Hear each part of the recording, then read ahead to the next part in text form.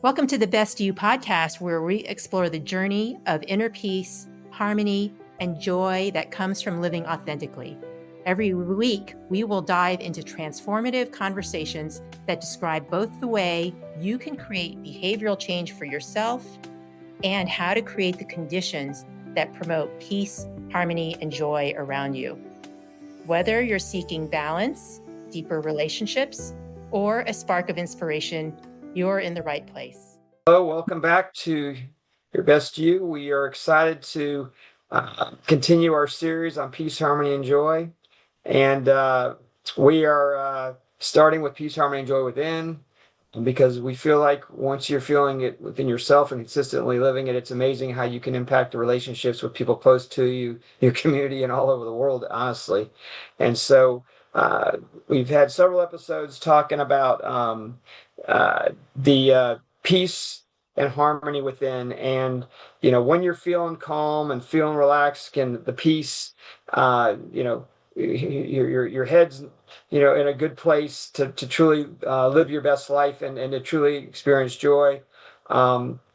We've said that, it's not enough to be calm and relaxed and peaceful. You need to be authentic. You need to be living your best life, your talents, your gifts, your interests, your passions. And so we've talked about identifying those and being true to those. And, I think, as we've talked about it, Sanna and I were sharing, there's so many people that are conditioned to live a certain life that's like a storybook life that is glamorous and power and money.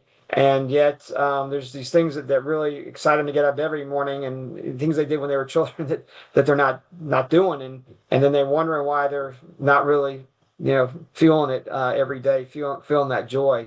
So you're calm, peaceful, you're authentic, you're true to yourself. So we call those peace and harmony within. The question is, are you going to have joy just because you're doing those two things? And in fact, we've had lots of people say, I'm doing these things, I'm not feeling it. Where's the joy? And then as you talk, you start to understand that joy is something that first off is it's an energetic feeling. It's this, I think when you're feeling joy within, it's one of those things that I think it's afterwards you go, whoa, wow, what a feeling. I want to feel that all the time. It's one of those things that you actually, when you're experiencing joy, you really don't even want to be thinking about, like, am I having joy now? Is this happening?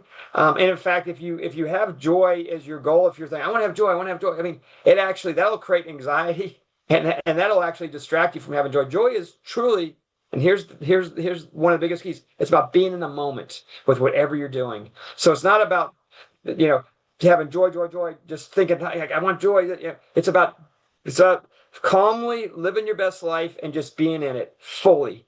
And when you do it, what you're going to see is that you're going, wow, that was awesome. I was having so much fun. It was so energetic. I was so excited. And I want that feeling again and again and again. I want it all the time. And you don't even think about joy at the moment you're having it. That's the beauty of it. And I'm going to go to Sanna, and we've talked about this. What's your sense of those moments when you're having joy? I agree. It's being very present. But I also consider joy kind of a range of emotions. And maybe maybe we differ here. I don't know if you're specifically about joy, Scott, because if you were to look at an emotional chart, there's like positive emotion, neutral, and negative. And they're all like different degrees and on a spectrum. And joy is one of the most self-transcendent emotions, so it's fairly high on the scale. And there's points all in between. And while joy is one of the higher emotions, there's so many beautiful emotions as well that I wouldn't want to discount. And I wouldn't want people to think, oh, I have to be in joy. And this was the same issue with the positive psychology movement, the science of happiness. So they were trying to get away from that term because happiness is a temporary state, and so is joy. But it's more on a continuum. And, when we are having peace within and harmony within, and when we can create harmony around us, then the range of positive emotion just becomes so much more readily available to us. And the beautiful thing about it is that emotions are contagious. So, whether you're feeling angry or resentful or bitter, or if you're feeling happy or joyful or grateful, ecstatic, in awe and wonder, like those are also contagious. So, and when we share that emotion with others, it really can amplify. It's so beautiful. So yeah, and I think in our last episode we talked about also joy can also occur in little sparks, like little moments of joy. We talked about that as being our breadcrumbs to identifying our path to moving more into these positive emotions. And the more we focus on them and we invite them in and we develop them and we notice them, the more we can, those little sparks of joy can kind of become more of a continuous state of waxing and waning in and out of joy and other positive emotions. It's really beautiful. I wouldn't want to be constantly in joy. I'd like to experience all of it. Sometimes I want to get pissed off, sometimes I'm going to get sad because you can't just have positive emotions because the opposite is always goes along with it. So for example, in our last episode, we talked about parenting, Scott, and truly there was nothing more joyful in my life than being a mother. And when you have something so beautiful in your life, you also eventually will lose that thing, like, because everything is temporary. Eventually, those things go away. And so grief and loss are always going to be the companion to those feelings. So what I've actually noticed about myself over the years is that it wasn't so much that I wasn't experiencing joy so much. It's just that I was numb. I was numb so much of the time. And during those years where I was trying to live somebody else's best life, something that my culture or society told me I should do, I was unhappy and not doing well. But in order to rationalize my need to do that, to get the good job, the prestigious job, the income, I had to numb myself. I had to numb myself. My body was numb. My emotions were numb. I couldn't feel very much. And so I believe, and I don't know if there's data to support this, that a lot of us go around numb. And so there's a swath in the range of emotion. And, this way, if, we're talking about the scale, this swath in the middle that's numb. And I feel like the reason why we overindulge, why we create conflict, why we look for Prince Charming or whatever these extremes is because we want to get outside of this numb zone. But the thing is that you can't just block the negative emotions, because if you block the negative emotions, you block the positive ones. So we think, oh, I'm just going to push away those feelings, but you're pushing away the positive ones as well. So part of the way to accessing joy is to allow ourselves to access all of the negative emotions too, and know that they are temporary, just like the positive emotions, and that we let the feelings move through us and we honor them, we release them. Sometimes they're there to be our teacher, to teach us something about ourselves.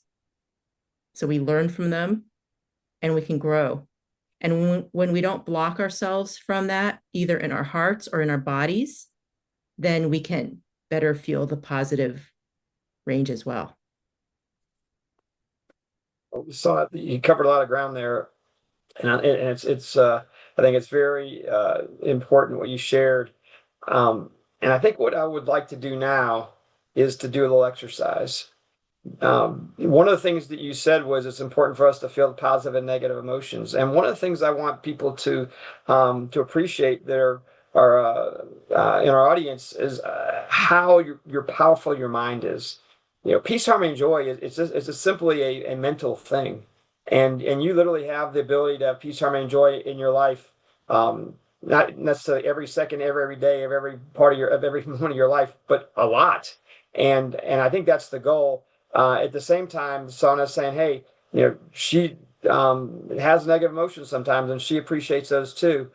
The thing that we want to do now with this exercise is to show you how powerful your mind is with negative and positive emotions. And so it's going to be a quick exercise. And in fact, we're going to do it in just about a minute. But for the first part of it, I want everybody to close their eyes, and we're going to close our eyes too. And I want you to think of something that really upsets you, something that really aggravates you, something that really disappoints you, something that really is sad, is negative, something that just really just kind of just wears you out, just something that just is really disappointing, really upsets you.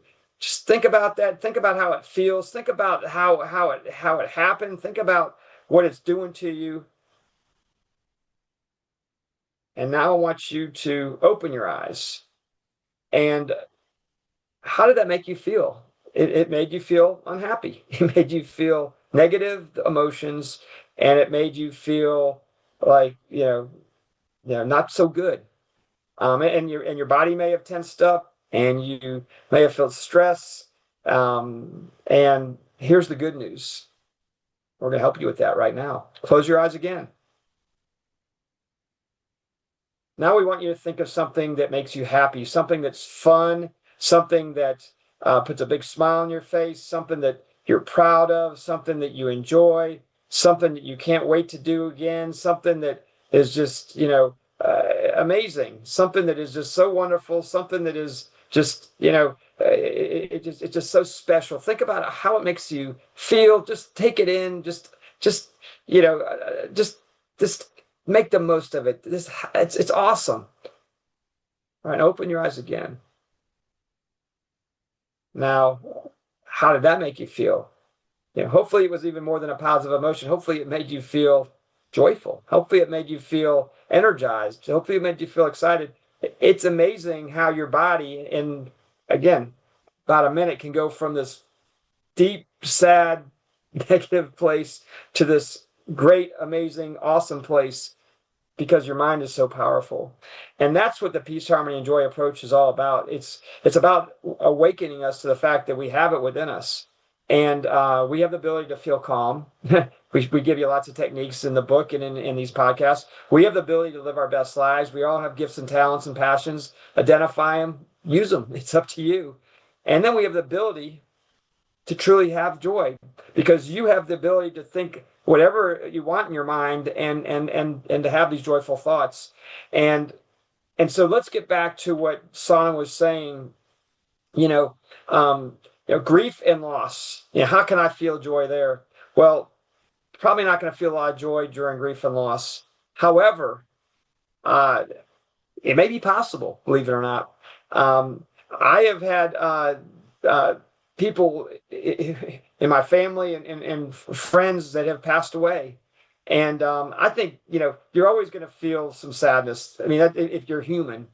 What's interesting, though, is for the memorial services, many times we've celebrated them. And we've talked about, memories, and talked about, their talents, and we've shown their pictures, and they've been joyful experiences.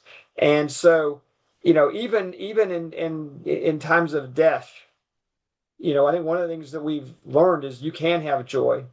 And I think if you think about all the different things that are going on in your life, the question is, how do you want to think about them? Do you want to think about them as negative things? Do you want to think about them as things that are pulling you down? Or do you want to think about them as things that have goodness in them? Things that allow you to again, to utilize your talents and your gifts, things that can make you happy. And I will just say, almost everything in your life, my bet is that if you really wanted to, you could probably find something good in it. If you really wanted to, even when bad things happen. One of the big things that we like to talk about is, there's going to be lots of bad things that are going to happen in your life. Boss may get upset with you. You may fail a test. whoever you're in a relationship with may get a may leave you. I mean, there's all these things. You may get a flat tire. I mean, there's all these things that can happen, and the question is, how do you want your mind to respond to them? And I will tell you, let's do the flat tire example, because this is one we've had many conversations about. Most people, when they get a flat tire, immediately go to the negative emotion. Oh my gosh, why me? Oh my, I'm gonna be late. How am I gonna fix this? I mean, all these things, they start sweating and stressing. And the question is, can you actually feel positive emotions? Can you feel joy? Can you say that, hey, I'm gonna learn how to change a flat tire today. Hey, I'm gonna slow down, and I'm gonna take care of my car today. Can this be something that, maybe while someone's helping, get my tire changed, maybe I'll talk to the people I'm with and catch up with them where we've been in a rush. I mean, can you find positives, and can you find good and joyful things? And I think you can. And I think that's the point. So it's not to have no negative emotions in your life. It's not to have, to be perfectly joyful every moment. Again, the book is called Less Stress, More Joy. If you can just have 1% more joy every day, I mean, in a cruise, I mean, think about how joyful your life will be in a year, in 10 years. So it's not about every moment, every day being positive and joyful. But the fact of the matter is, you have an amazing mind, amazing brain, and you can impact a lot of what you're thinking. Sana, what are your thoughts on this?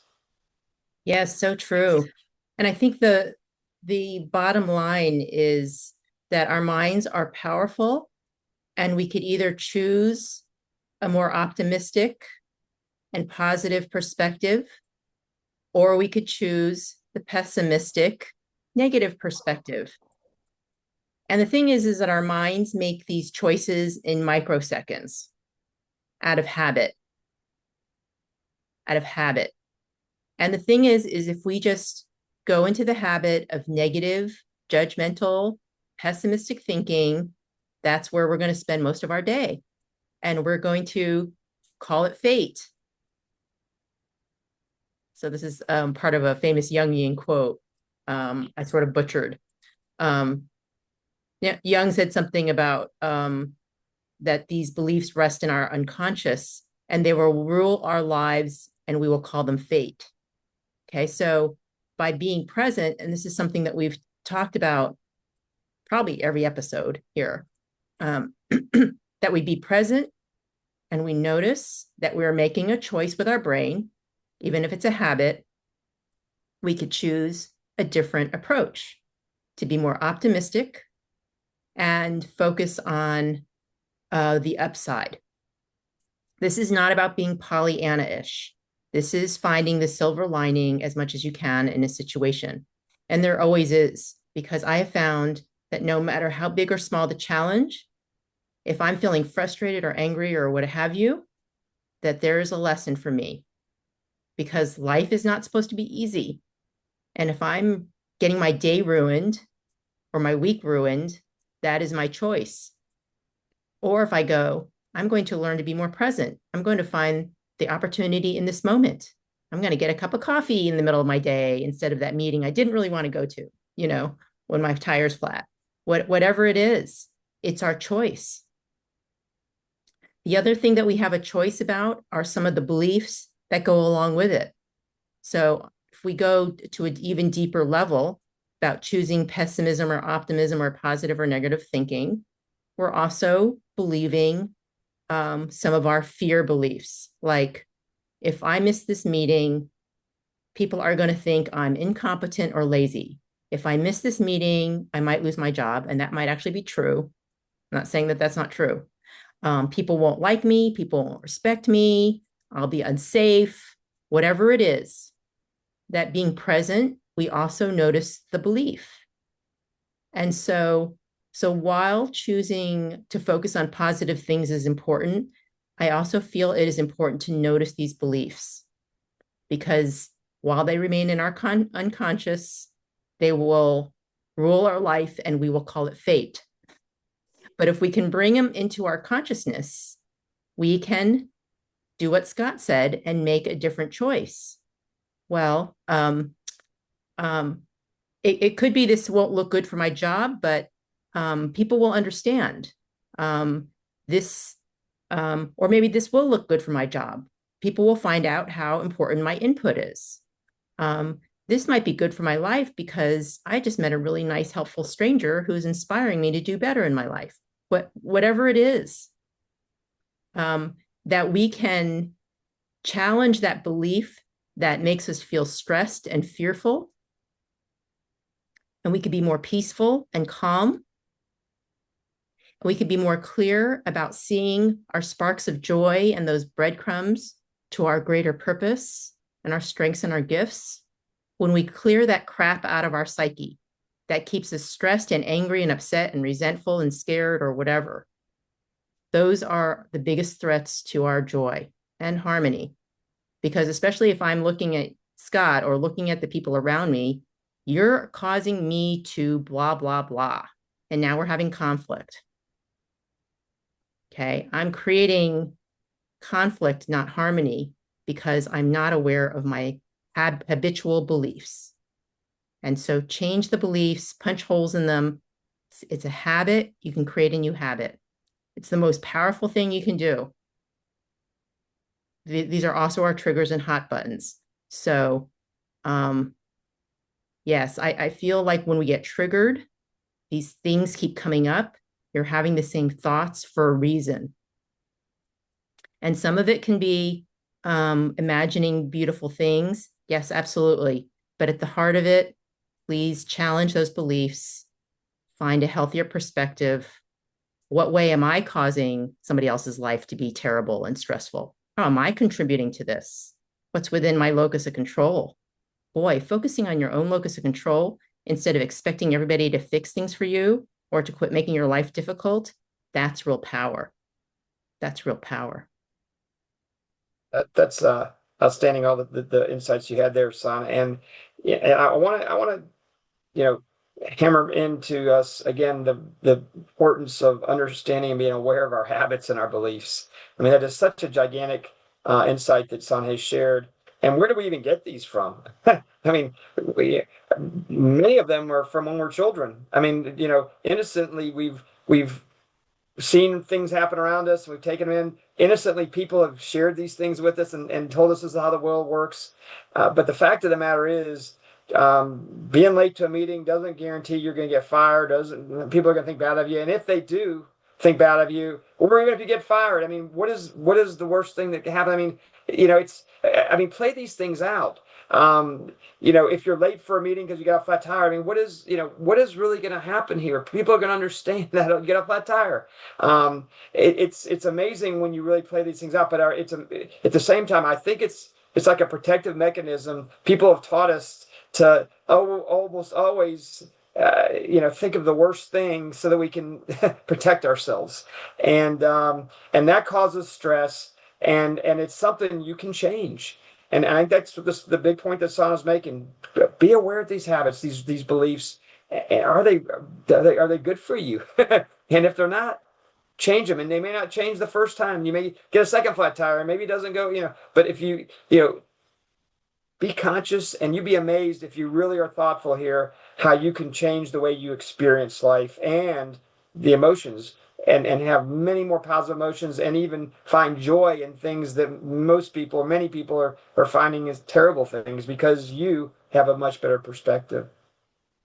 Yeah. And with those beliefs, I just encourage people to because when they're unconscious, we tend to treat them as if they're 100% unequivocally true. But that's rarely the case.